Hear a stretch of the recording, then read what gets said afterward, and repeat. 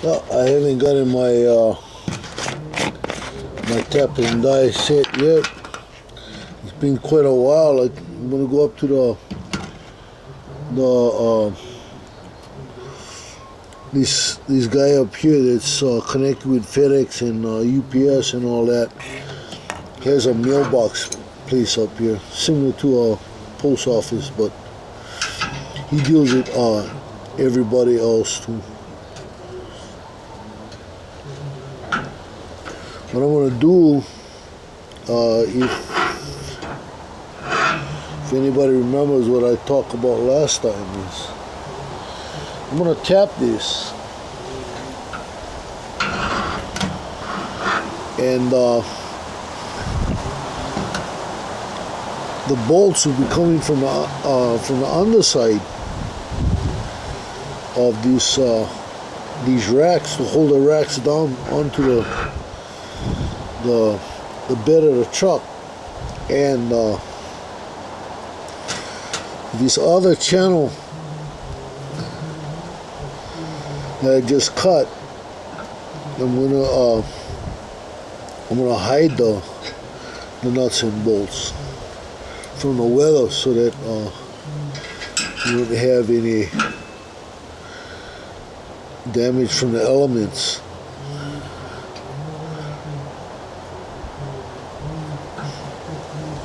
It'll last longer. That's the whole trick. Those of you here from the islands, you know anything about what all the elemental stuff we deal with. The salt in the air from the ocean,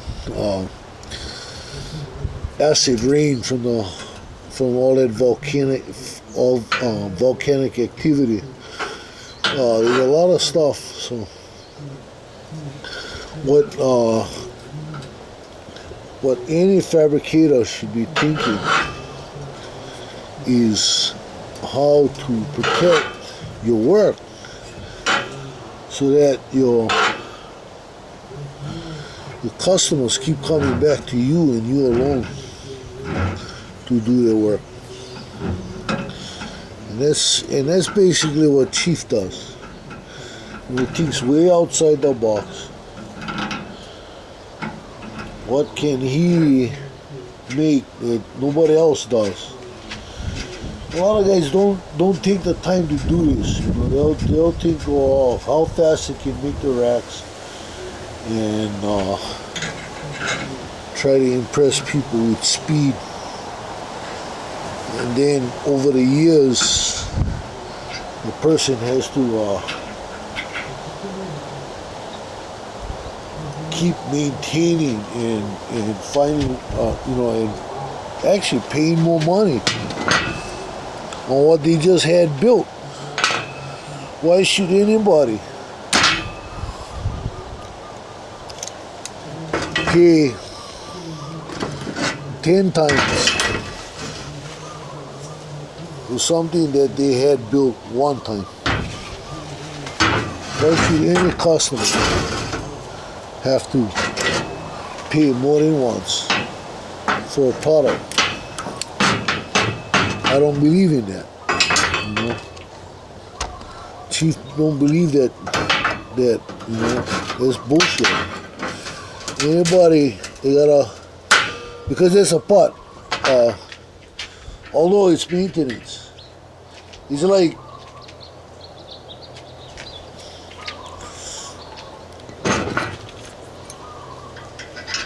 you have the thing built and you still paying for them. You know, I thought the thing was finished being built. You know, not you get the thing built and you still paying for them. Even after it's built, it's like still being built, never ending. Like the job never finished. Well, I want my customer to be pleased, and if anything, send me some of his friends, and then they can be pleased, and so on and so on.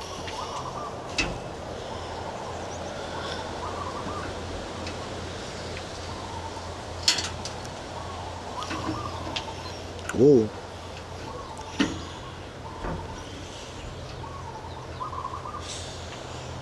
Yeah.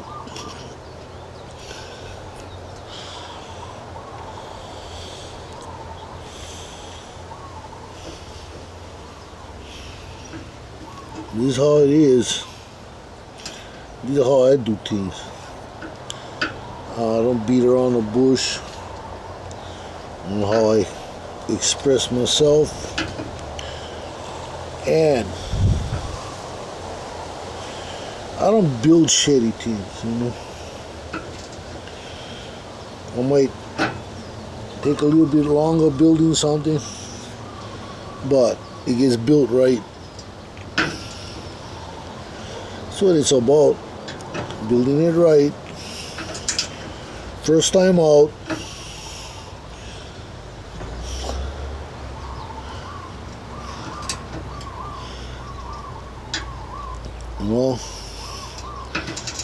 Only way. Later on today I'll take this out and we'll check out Mikey,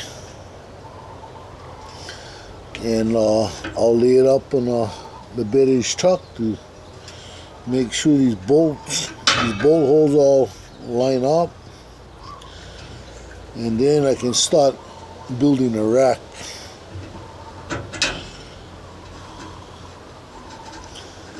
And I'll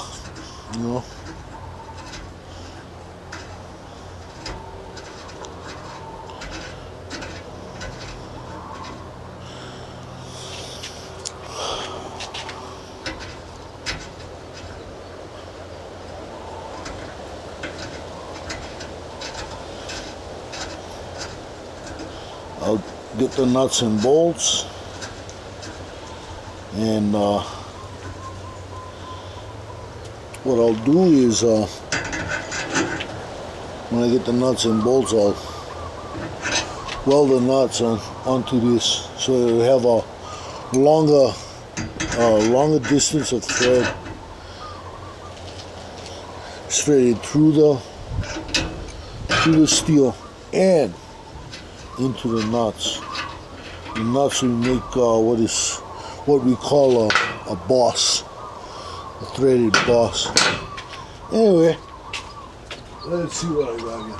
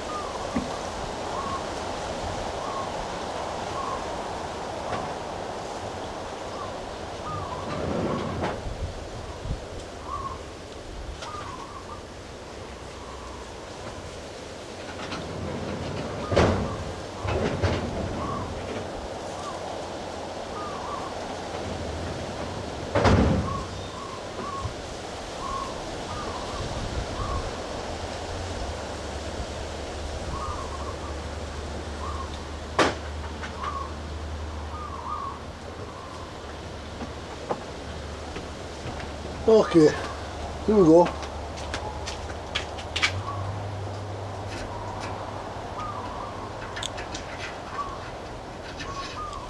Yep, as you can see, threads in. Yep.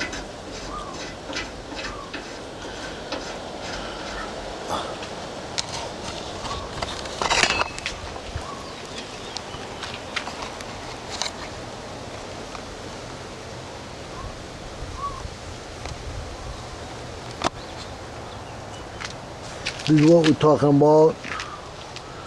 You can see, tap right through. I'll do the same to that one. Get this thing all and clean up and ready for welding. I gotta book match this one. I cut this one over here a little bit too long when I scribe the line. So what I'm gonna do is I'm gonna scribe a little line over there. I'll cut this thing. I'll sand it all and get ready to weld it onto this. But what I'm gonna do first, before I do that, is in a little bit after I'm done tapping this and stuff, is I'm gonna take it out to Kukui, take a little right out to Kukui and match these holes, and I'm gonna buy a couple bolts that'll be used for mounting, and some nuts, and bring them back here, and I'll weld the nuts to this. And when that's done, then I'll have these other channels cleaned up and ready for welding. Then I'll put it over this. I'll weld it up. Then what I'll do is I'll make one more run out to Kukui just to test fit the mounts, because that'll be the last time I do that.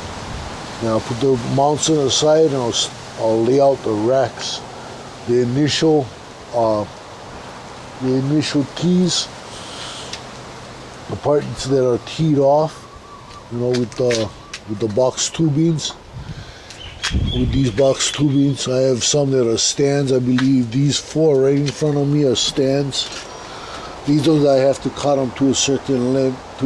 They're a little bit longer, and whatever's left over, what I'm gonna do is I'll either save them for making knee braces, or I'll use it to add to one of the runners, the top runner, because the top runner is gonna have a serious taper cut, a very slight taper cut. There's gonna be another one on the bottom runner, and when I put it together, it should come out looking like a right triangle.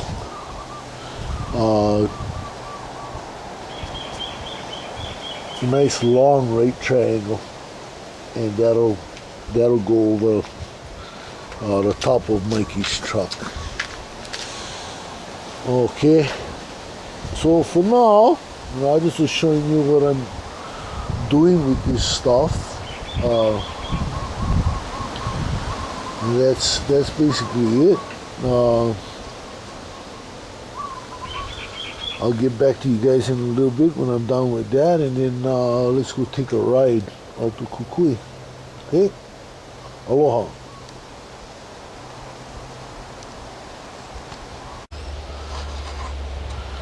Okay guys, I'm back.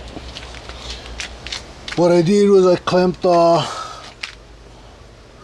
this flat bar and this shallow channel together, and I trimmed off the end so that the thing is book matched. I'm not worried about this hole on the end, because there's gonna be box tubing over this, like this. There's gonna be a box tubing over this, where this hole is, that's in the top of it, so it's not gonna leak through that. And then that slot over there, I'm gonna have a cover with that chain link I showed you guys last time, to use as D-rings, and those round holes, I'm gonna weld those up and cancel out those holes. I've got a way of doing that, and just to give you guys an idea, some of these flat bar, I'm gonna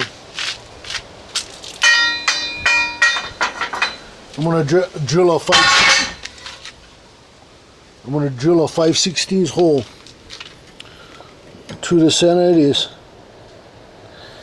and then I'm gonna cut the part that I drilled where the 5/16 hole is in the center, and it'll be 1/2 inch wide. And these will be retainers for under a bed, under a bed lip, and instead of using washers. With some if you got a big load on them and it's rocking or whatever, washers will give out, and they'll bust through the lip on the top of the bed. So I've decided that I'm not gonna use washers, and I'm gonna make retainer plates, 2 of them, one in the front and one in the rear on each side. So actually there'll be 4 of these plates drilled with 5/16 holes. And as you guys know, I drilled and tapped the flat bar, and I'll have a nut on over that tapped hole, so that there'll be it'll be like a raised boss, and there'll be a nice long nice area for all that thread to grab onto. That way it's got a good bite, and it'll stay down. These ends, what I'm gonna do with these ends is I'm gonna cap them off using this flat bar. I'm gonna make cover plates, cap them right off. So there'll be no water getting in this thing. All the way, both sides I'm gonna do that, cap them off. And once I tack it in place, and I can come back with the grinder and I can grind around the edges, weld it up, give it another grind job, and she'll be nice. She'll look like a one-piece setup for bolting down. And when people look and they want to see where the teeth bolted down at, they'll find that I did blind bolts. And plus, if you look at the thickness of this material, this thing is gonna be really sturdy on the base. So yeah, this is what I got. I've been taking my time doing this stuff right. Book matching these flat bars for these channels, so that when I finally do weld everything up, they'll be perfect. My next phase, once I know these things are true, is I'll have them tacked and put on the side. Then I'm clearing off this table, and what I'm going to do is I'm going to lay out the initial rack on this with the legs and the runners on the top, and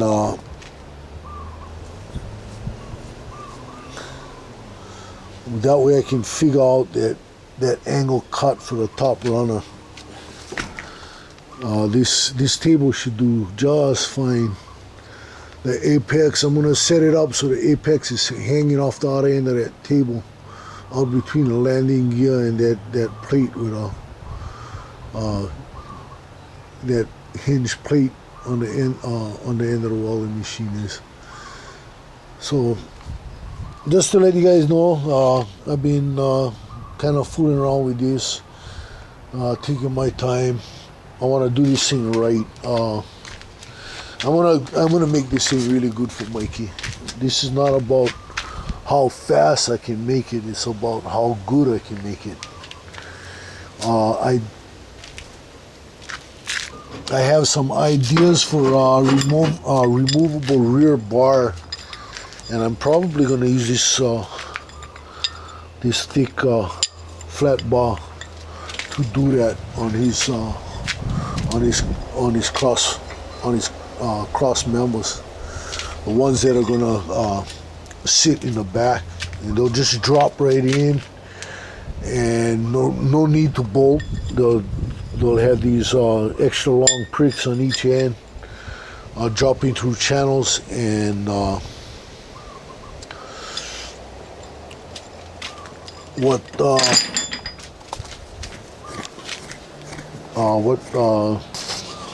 Mikey's gonna get is something that, you know, it won't jump out when he's going down the road. It'll hold just fine. And that's what this is about. You know, I'm trying to do this thing perfect, not just trying to slam it out. I'm probably gonna make some form of a boss on the end by using some of these old cutoffs. You know, I'll some flat bar and make pockets, and I'll weld them to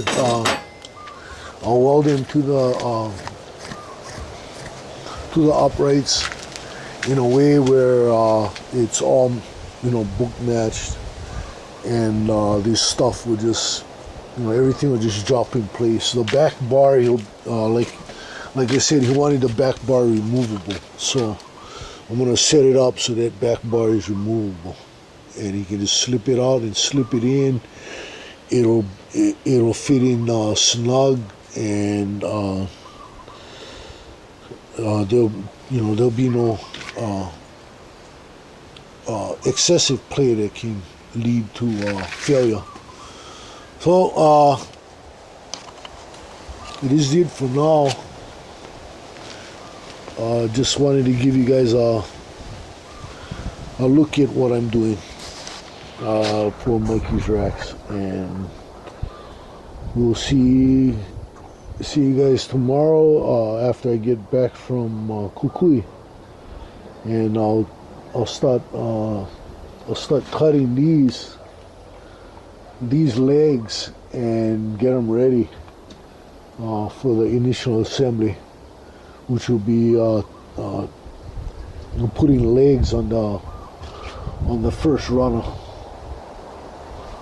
So till next time, this is Chief. Aloha. Wide.